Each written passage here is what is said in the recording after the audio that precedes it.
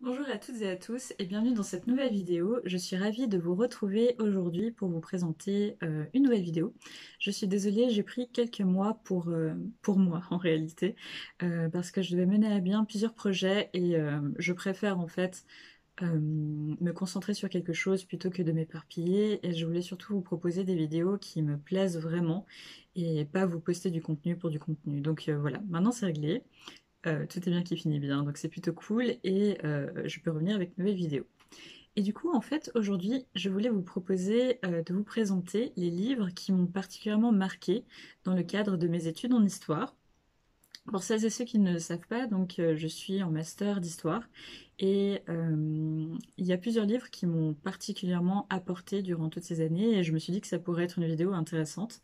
J'ai fait le choix de vous proposer des livres que vous pourrez aussi lire si vous n'êtes pas du tout dans le cursus histoire en fait, des choses qui sont assez abordables.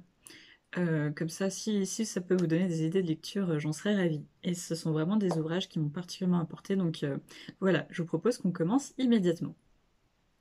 Alors le premier, c'est un immense coup de cœur, je vous l'ai déjà présenté, c'est Le sociologue et l'historien de Pierre Bourdieu et Roger Chartier.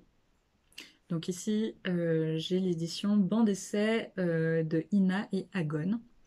Donc c'est un ouvrage que j'ai absolument adoré. En fait, c'est la transcription de plusieurs rendez-vous entre l'historien Roger Chartier et le sociologue Pierre Bourdieu en 1988, où en gros les deux vont partir de l'idée en fait que l'histoire et la sociologie sont deux grosses matières qui en général se tirent un peu dans les pattes dans le monde académique, et en fait ils vont essayer de réfléchir à qu'est-ce qui les distancie l'une de l'autre et qu'est-ce qui aussi pourrait les rapprocher, pour essayer d'établir un dialogue entre la sociologie et l'histoire.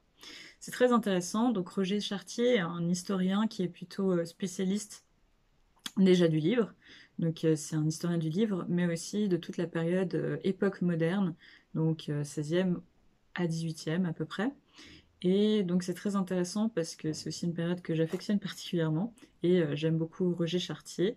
D'ailleurs, si vous vous intéressez à l'histoire du livre, je vous conseille très fortement ces ouvrages qui sont, je trouve, très accessibles et qui sont très très bien écrits.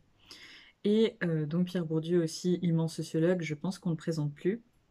C'est très intéressant parce que par exemple moi je n'avais pas lu Bourdieu avant de lire cet ouvrage et ça m'a permis de déjà me familiariser un petit peu avec sa manière de penser et d'écrire avant de me lancer de but en blanc en fait dans ses écrits qui sont parfois c'est pas forcément facile à lire.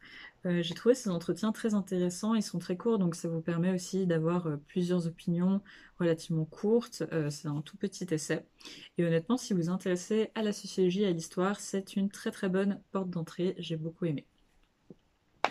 Ensuite, je vous présente le volume 1 de Femmes et littérature, qui est un petit peu plus épais que le sociologue et l'historien sous la direction de Martine Reid, mais plusieurs personnes ont participé à cet ouvrage. Donc, Femmes et littérature, une histoire culturelle. C'est un ouvrage récent qui en fait va présenter toute l'histoire des femmes et de la littérature, donc de l'Antiquité, non, du Moyen-Âge, pardon, du Moyen-Âge à l'époque actuelle, donc l'époque contemporaine. Et celui-ci se concentre jusqu'au XVIIIe siècle, donc le siècle des Lumières. Donc c'est quelque chose qui m'intéresse énormément parce que je m'intéresse très fortement à l'histoire de la littérature et l'histoire des femmes. Donc c'est un ouvrage qui est très très très intéressant, il est extrêmement riche, très dense.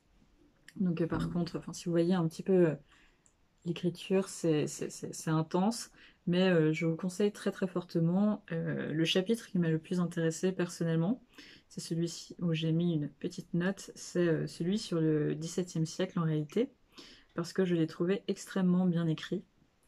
Donc c'est un grand siècle pour les femmes auteurs, donc le XVIIe, et j'ai trouvé que c'était un ouvrage fascinant. Je ne vais pas lire le tome 2, parce que je m'intéresse un peu moins à l'époque contemporaine, donc 19e, 20e, 21e siècle. Je vous avoue que c'est un tout petit peu moins ce qui m'intéresse, et étant donné que ce sont de gros volumes, je n'ai pas le temps et l'énergie, ni forcément l'envie en fait de lire le tome 2, mais le premier est extrêmement riche, il m'a beaucoup beaucoup apporté. Et si vous vous intéressez à l'histoire des femmes écrivaines, c'est clairement quelque chose qu'il faut lire. Donc voilà, je vous le conseille, je l'ai absolument adoré, donc n'hésitez vraiment pas. Et je le relirai avec grand plaisir. Ensuite, un autre de mes ouvrages fétiches, en fait, c'est, pour ne pas être très original, Apologie pour l'histoire ou métier d'historien de Marc Bloch. Donc ici, j'ai l'édition Echo. Et donc Marc Bloch, qui est un historien spécialiste du Moyen-Âge, a écrit ce petit traité pour expliquer à un enfant pourquoi il faut être historien. Et donc il va notamment avoir cette métaphore filée sur le fait que l'historien est comme un artisan et qu'il a un métier qui est le métier d'historien.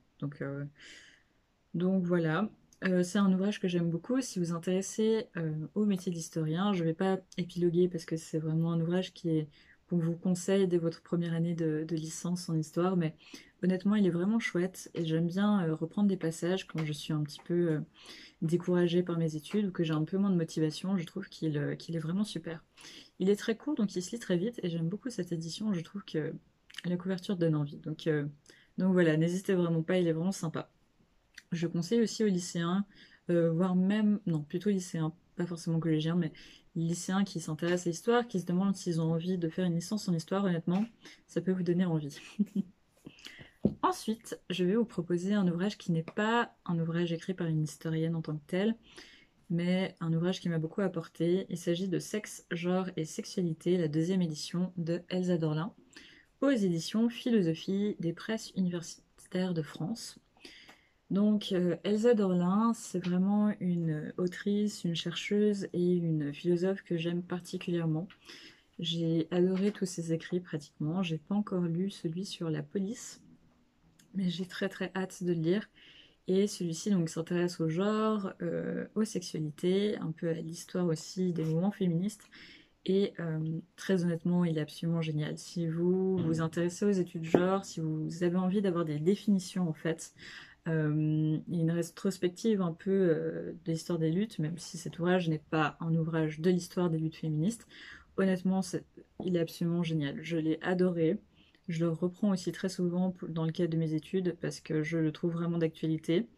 Donc très honnêtement, je vous le conseille extrêmement fortement.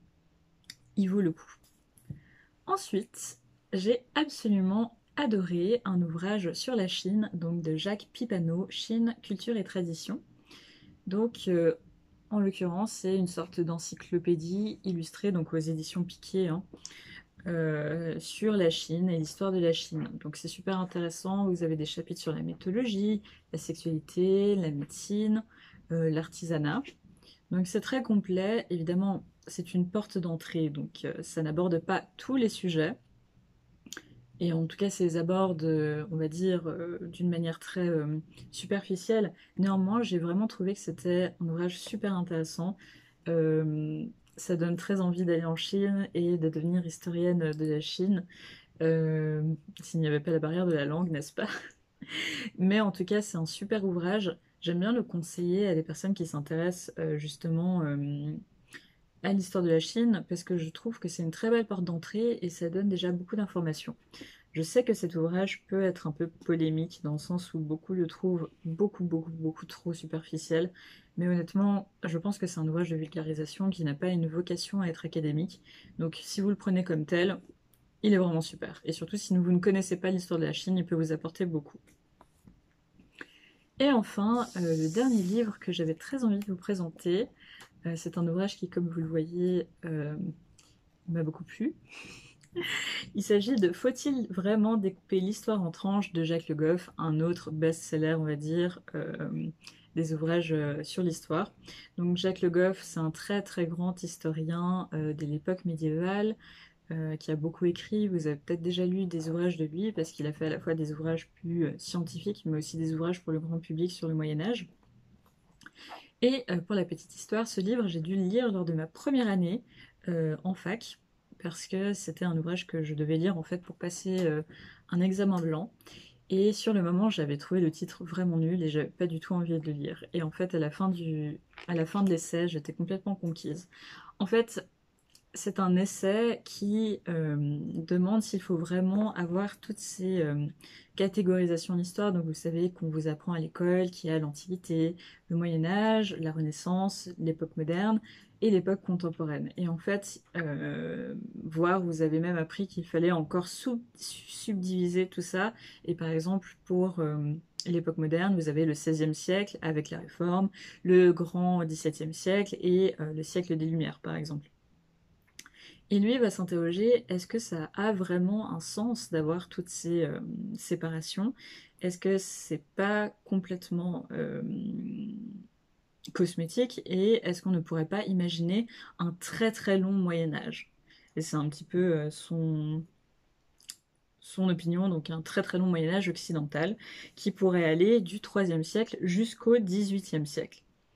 Bon, personnellement, je suis pas vraiment d'accord avec ça, mais c'est une très belle expérience de pensée. C'est très court, ça se lit vraiment comme un roman. Très honnêtement, ça se lit très très bien. Donc honnêtement, n'hésitez pas. Et c'est super parce que ça vous pousse à réfléchir et à la fin vous vous dites, ok, il y a des choses auxquelles je n'avais pas pensé et c'est très très sympa. Donc honnêtement, lisez-le. Si vous vous intéressez au Moyen-Âge, évidemment, lisez les ouvrages de Jacques Le Goff. Il en a écrit plein sur plein de sujets. Je pense notamment à celui sur l'invention du purgatoire, mais il y en a vraiment beaucoup d'autres.